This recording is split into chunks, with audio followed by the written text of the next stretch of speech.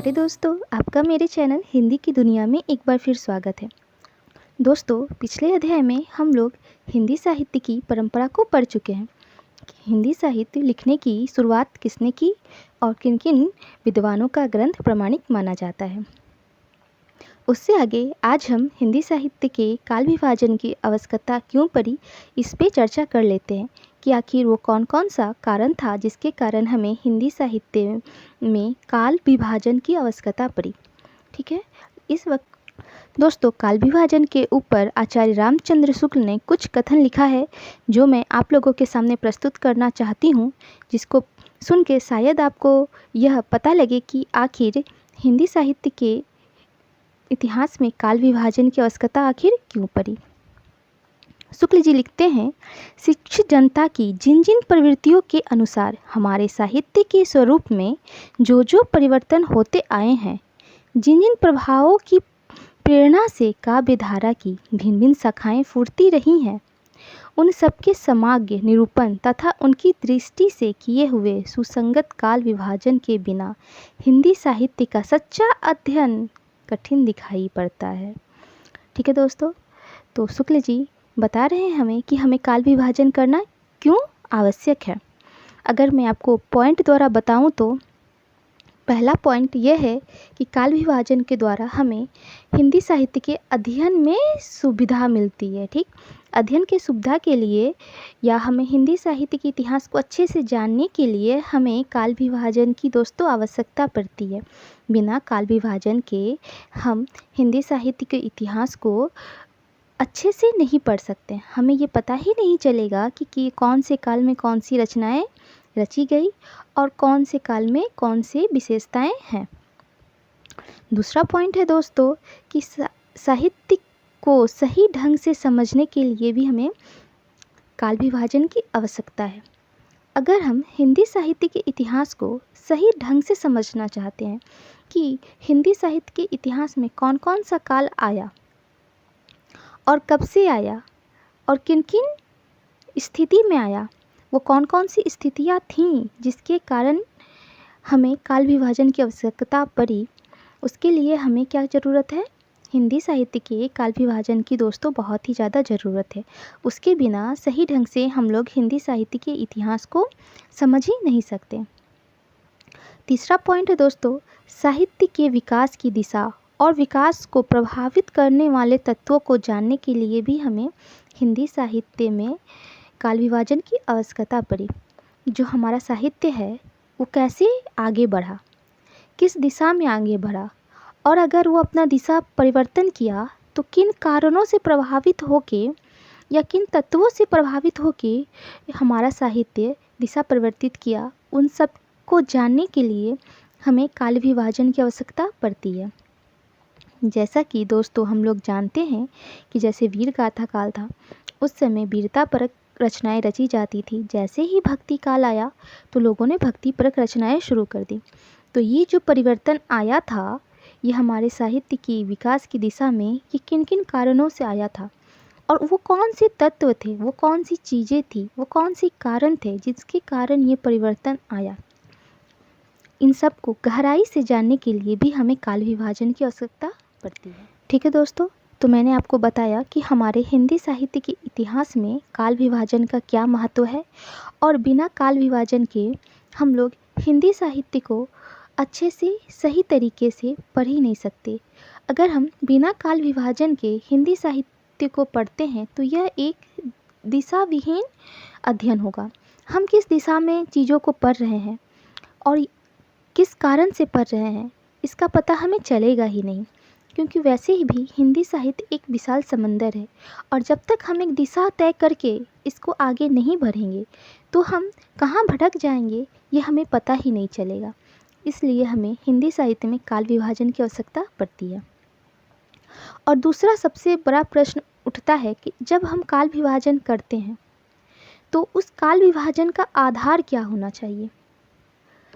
ठीक है, तो आइए अब हम आधार चर्चा करते हैं कि कौन सा वो आधार होना चाहिए जिस पे हम लोग काल का विभाजन करते हैं या करेंगे।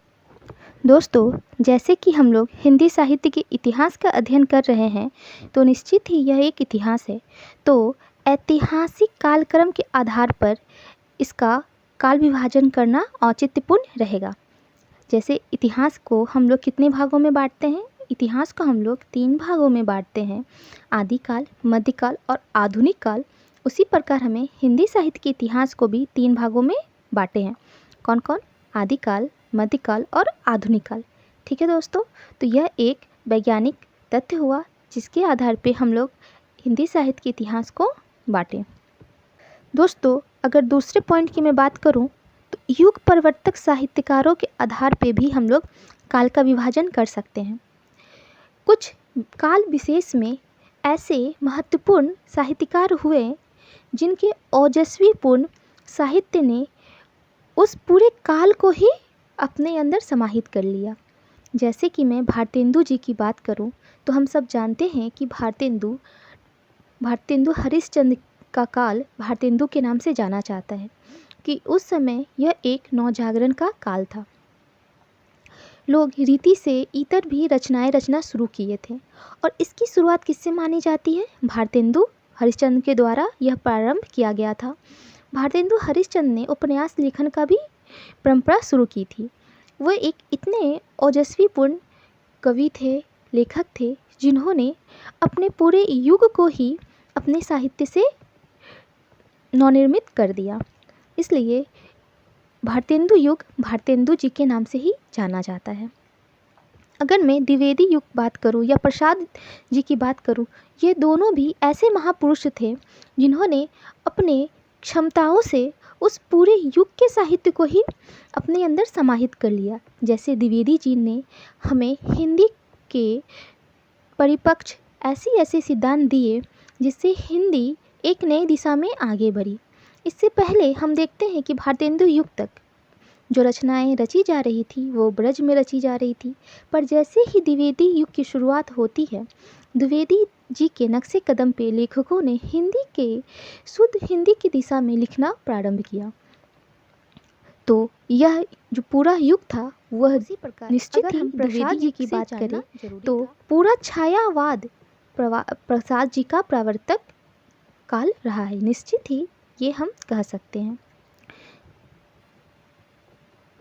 उसके बाद अगर मैं तीसरे पॉइंट की बात करूं तो सामाजिक सांस्कृतिक आंदोलन के आधार पे भी हम लोग काल का विभाजन कर सकते हैं, क्योंकि हर एक समय में हर एक समाज का जो स्थिति था वो समान नहीं था, और जब स्थिति समान नहीं होगी तो निश्चित ही उस समय का जो आंदोलन होगा, आंदोलन कहने से दोस्तों तात्पर्य है कि उस समय के लोगों में जो आक्रोश होगा और वह जो आंदोलन में परिवर्तित होगा वो निश्चित ही अलग अलग होगा।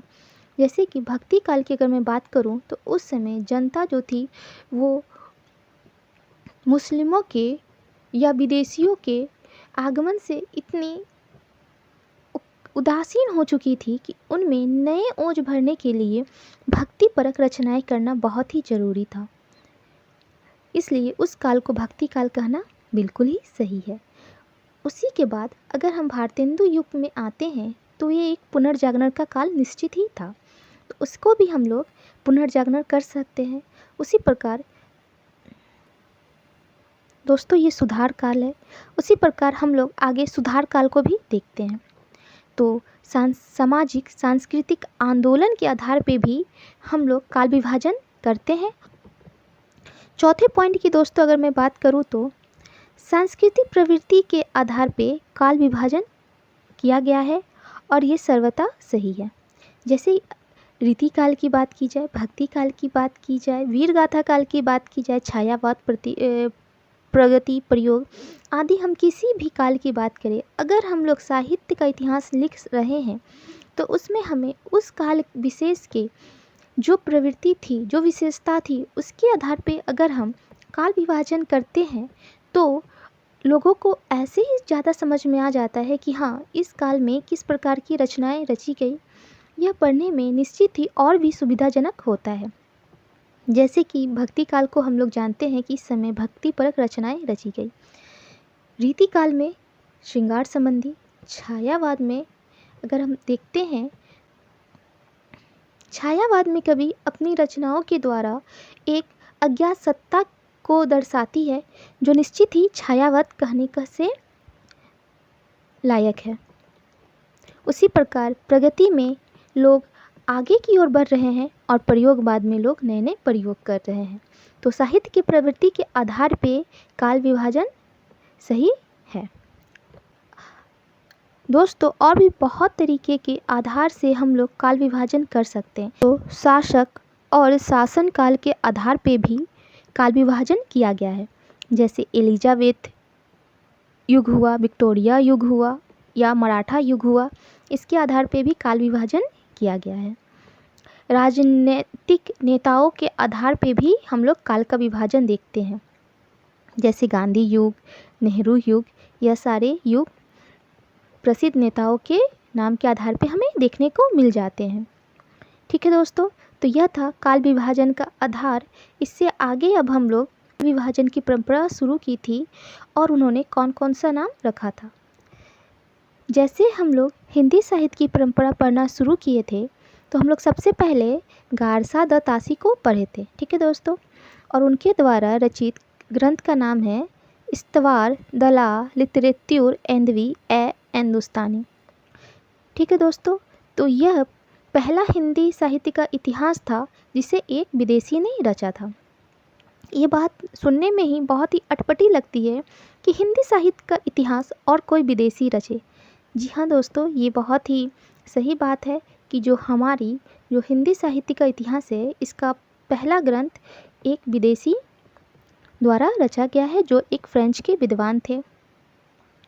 ठीक है दोस्तों, लेकिन उन्होंने उस समय क्या किया, काल विभाजन का कोई प्रयास नहीं किया। ठीक है दोस्तों, इन्होंने अपने ग्रंथ इस्तवार दला लिटरेच्यूर एंदवी ए हिंदुस्तानी में काल विभाजन का किसी तरह का कोई प्रयास नहीं किया, क्योंकि इनके द्वारा जो ग्रंथ लिखी गई थी वो वर्णनात्मक ग्रंथ था। ठीक है, तो इसमें काल विभाजन की ज़रूरत भी नहीं पड़ी थी। अगर मैं दूसरे विद्वान की बात करूं जिन्होंने हिंदी साहित्य का इतिहास लिखा था तो वो थे शिव सिंह सेंगर। उनके द्वारा लिखित ग्रंथ का नाम है शिव सिंह सरोज। दोस्तों, इन्होंने भी अपने ग्रंथ में काल विभाजन का कोई प्रयास नहीं किया है। ठीक है दोस्तों, अगर हमसे पूछा जाए कि काल विभाजन का प्रयास किसने किया था तो वो थे सबसे पहले जिन्होंने काल विभाजन का प्रयास किया था जॉर्ज ग्रिशन। इसके बारे में हम लोग कल चर्चा करेंगे क्योंकि आज वीडियो बहुत ही लंबा हो गया है। तो दोस्तों, आप इसी तरह मेरे साथ बने रहे। मैं धीरे धीरे करके आपको हिंदी साहित्य को इतना मजबूत कर दूंगी कि आपको आने वाले एग्ज़ाम में एक भी प्रश्न नहीं छूटेगा। आप मेरा विश्वास कीजिए, बस इसी तरह मुझे सपोर्ट कीजिए और मेरे साथ बने रहिए। दोस्तों, अगर आपको मेरे द्वारा दी गई जानकारी अच्छी लगती है और अगर आप चाहते हैं मैं इसी तरह के वीडियो बनाती रहूं और आपकी मदद करती रहूं, तो मेरे वीडियो को लाइक कीजिए, मेरे चैनल को सब्सक्राइब कीजिए, इसे अपने जितने भी ग्रुप हैं सब में शेयर कीजिए। तो मिलते हैं अगले वीडियो में। Thank you.